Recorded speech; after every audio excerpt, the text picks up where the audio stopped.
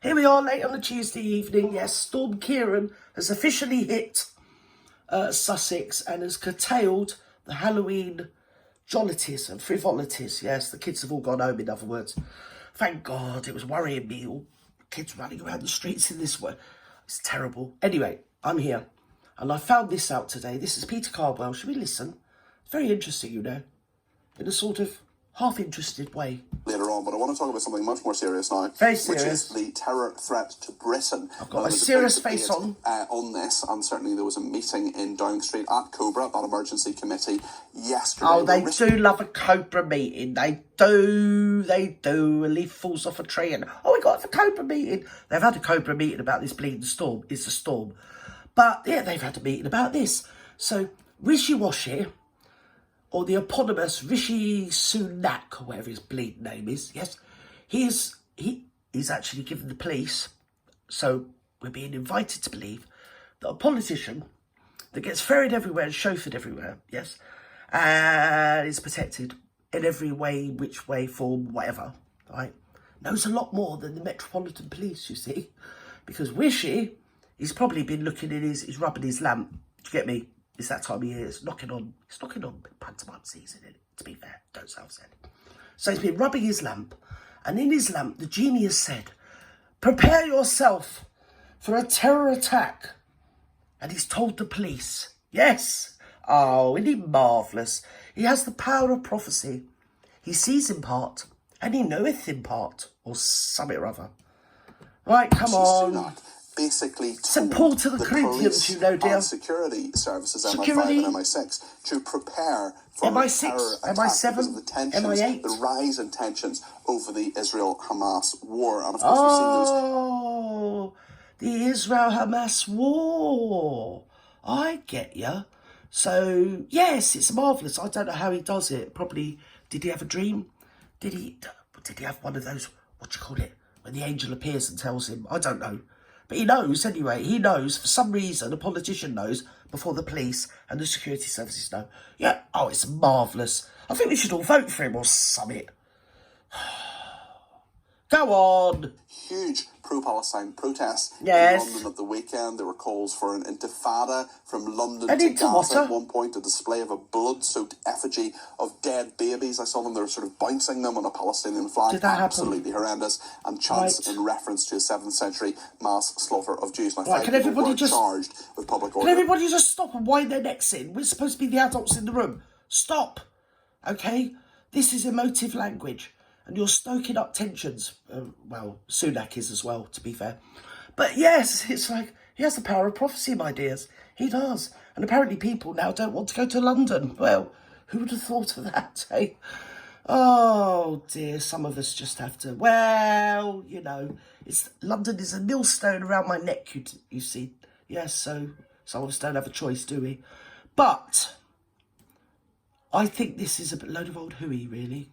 Because, again, it's sort of accentuating the difference between one religion against another religion. And yet, actually, what we're dealing with is people. You know, it isn't what the media's saying. It's just terrible. None of this should have happened. It almost seems like it was sort of orchestrated, if you get me. I don't know. But I'm like that. My mind don't work. I'm senile. Do you get me? Capiche? Offences by the Metropolitan Police, but I wonder about this threat, how big it is. Too. Let's talk to Dr. David Lowe, who is a terrorism commentator. Thank you so much for joining us this afternoon. Does it mean Sunak telling police to prepare for... Right, sorry, right, I've done that. Does it mean that Santa Claus will not come down my chimney this Christmas? Because if it means that, I'm on board. Less pro-Hamas marchers I'm on the sure, street. I'm not saying for a second that everybody at that march was pro-Hamas. I'm sure the powers that be... There are many signs... I'm sure the powers that be will make an appropriate, yes, whatever it is that they do. Lead us to believe Don't quote me on that it. there's a threat not just in terms of the terrible events that are happening in the Middle East, but here in the UK as well. Yes. What's your assessment of it, David? Yeah, good afternoon, Peter.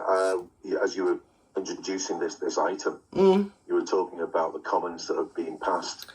And the terrorist threat that is in no way exacerbated by some of the rhetoric that you see across the media, whether it's online media or mainstream media, or lack of rhetoric in the case of the BBC. Everybody's on a well, it's like a tinterbox, isn't it? You know, they're on the edge. Well, I'm not. I'm just here. It's just crazy. I don't know what the hell's going on, but I can smell something in the air, VTubers. I really can. Yes, I can. I think it might be BS. You know, it's one of those situations where we live in a democracy, we have freedom of expression. Do we live in a democracy? Assembly, so Sorry. to protest. And, you know, there will be sympathy for the Palestinian cause, News to there will me. be sympathy for the Israeli cause, and it's quite right that they should go on the streets and have a protest. But as you were saying, you look at those comments, that line has been crossed. They're not protected by freedom of expression. It becomes a... And now you're exacerbating or othering the other people who outnumber the other people. So it's best to say nothing. If you've got nothing really to say or to add to it, don't say anything, because you're actually exacerbating the whole issue. At the end of the day, people are people. They're going to do what they're going to do. Unfortunately, there's too many people that believe media. And obviously, it doesn't matter who's being brown-breaded. Do you get me? It's all wrong. It's disgusting. It's all wrong. But I do feel that there are larger forces and more powerful forces that are probably, you know, probably making a load of money out of it, aren't they? Either way. So, yes, it's sort of in their, I don't know, purlough to speak this smack over media. At the end of the day, people are going to protest, yeah? Just let them protest. You don't have to report it. Just let them get on with it, yeah? You're stoking up the fires. That's what you're doing. You are. You really are. And I'm not being funny with the mess that bleeding Sunak, or what's his name, not Sunak, Sadiq Khan has made of London, and coming up to the, what is it, they call it the festive season, or the holiday season nowadays. Not allowed to call it Christmas, are we? Not in London. Anyway, yeah? So it's going to be like a bleed, it's going to be like a plague town, innit, eh? Oh dear, no one's going to go there. I was up there, well, I was always up there. Anyway, save that story, girl. Come on, what are you going on about? At least. A terrorism commentator. I think what they were he's a doctor and he's a terrorism commentator. Well, so am I. Yes, put it there. Concerned within Cobra. Is the influence some of these speakers are having, right, some of these comments are having, yeah, for an individual to suddenly feel, right, I'm going to do something about this. Everybody needs to love one another. They need to just turn to the person nearest to you, just hug them. And just don't let these people divide you, because that's what's happening at the moment. And as we speak, there's children dying and everything, you know, and it doesn't matter, you know, children, adults, whatever, old people. Oh, it's terrible, absolutely terrible. And we're feeding the beast, aren't we? We all are. We're feeding the beast. You know, say, for example, on the Palestinian and side. And he is vociferous. Where their feelings are. And exceedingly hungry. An explosive device or get some form of implement. Yeah, of course there will be. Oh, yeah, power prophecy, I have. When we're talking about acts of terrorism now. Yes. Quite clearly. Yes. I think this is the concern they've got. Where our terrorism threat and some other people. That is an attack is likely. And it'll be interesting to see if the government and looking at the Joint Terrorism Analysis Centre, who is based at Thames House in London, if they assess whether the terrorism level should go back up to severe, which we have. Yes, we're assessing whether the terrorist level should go back to severe, whilst endeavouring to make sure it does go back to severe. Bleeding load of melts. Come on! So this is the concern I think they've got from the Cobra meeting. Yes, and we all sang along like volatile situation that we're dealing with. There's sort of two aspects of this in my mind, David, and I wonder if you could kind of decode them for us. One is how much the police BS. and security services have to be aware of this. You're talking about possibly raising the terror threat. No, the security services, we're being now informed, need to be aware of this. Sorry. Shouldn't they be the people proclaiming it from the highest hill? Because we are, hang on, let's, what's they called? Oh, yes, security services. Yes, but no, it's down to Sunak and these mouthpieces. Go on! Level, and surely they're sort of always, they're monitoring hundreds of people. I like Peter Cardwell, but they're just giving the script. But also what we should do, because I was absolutely appalled to see some reports in the last few days of various events being cancelled. There's an ice skating rink at one of the royal palaces, which has been cancelled. Heads up, ice skating rink, VTubers, heads up. Sort of cower in this. I've even spoken to people on air who say, they don't want to come into London because they feel that they're not safe because of these protests that are happening.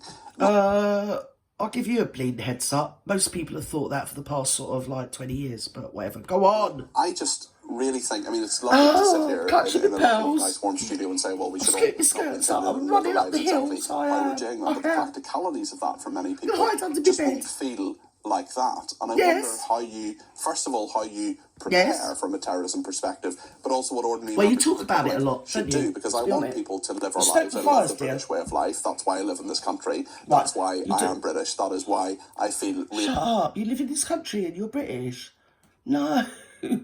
Oh, thank you for telling us that, Narcissus. Go on. Very much that our freedoms and the things that set us aside from terrorists like Hamas are actually things that should be celebrated. What sets you aside from terrorists like Hamas and people that should be celebrated, or whatever you're banging on about, is the fact that you're banging on about it. You are the fuel that lights the bleeding fire. So stop flapping your gums, tell people, start hugging one another, shaking their hands, take them around their house, have a cup of tea or whatever it is you have, right? And start being nice to one another. Oh, but that wouldn't work, would it? Sorry, I forgot. Because you've got the political and media class that all need to pay their mortgage. So we're back to square one, aren't we? Go on. Oh, you've got nothing to say. You're stuck. You're stuck. It's like you've just had something or other. What your view of all of that is, David. For spice, my dear. Yeah, I think you're quite right. You know, we have that. Of course he's right. It's paying you to say that. Everyday business. And, we have that right. Dr. David Lau is a terrorism commentator. There's a procedure if you're going to have a protest. It should be organised. It should be organised. So authorised to do it. We can't have a disorganised protest, can we?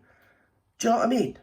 They should all stand properly, you know, in like columns, probably of 5, and all their placards should be they should be verified first, shouldn't they? Yeah, you've got to have an organised protest, haven't you? Oh my God. Stop already, all of you. It's nearly Christmas. If you look at London, and the be numbers nice. in London were very high and very intimidating. Obviously over the cities as well. There was Belfast, the weekend, there was also Manchester and so on. Right. The cities where feelings are very, very high. Are they high? And I think that is a problem.